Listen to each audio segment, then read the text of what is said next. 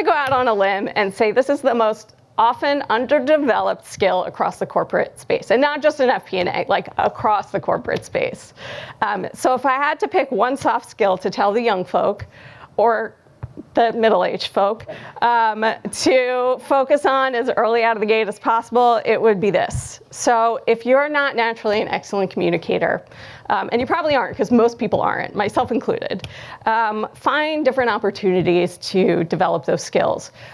Take a course, join a committee at whatever personal organization you belong to, whatever way works, just keep building the skills.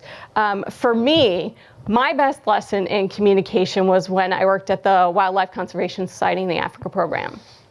So you heard my history. Before that, I worked in corporate America, in largely multinational companies with maybe some interaction with the London and Tokyo office.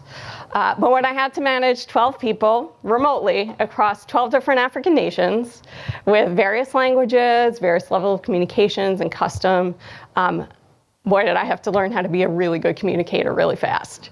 I've been a good business writer using lots of jargon and technical buzzwords, but I had to start boiling thoughts down into really easy to understand simple words and sentences.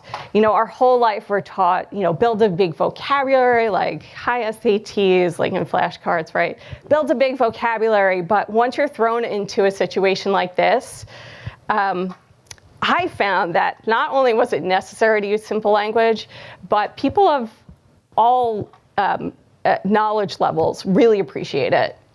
People just don't generally like to hear a lot of jargon. And it definitely helps when you start working with people in countries where your first language is not their first language.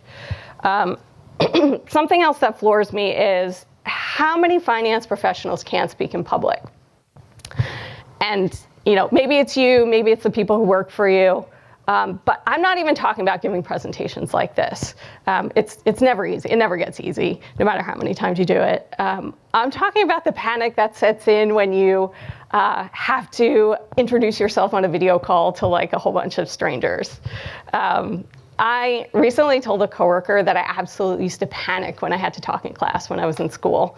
And I took a whole bunch of public speaking courses not because I wanted to become a better public speaker. I honestly really didn't care about that at that point. I just wanted to not have anxiety when I got called on in class, like the panic and the sweat. I just wanted that to stop. I wanted to make it easier for myself. And the more you do that, the easier it becomes.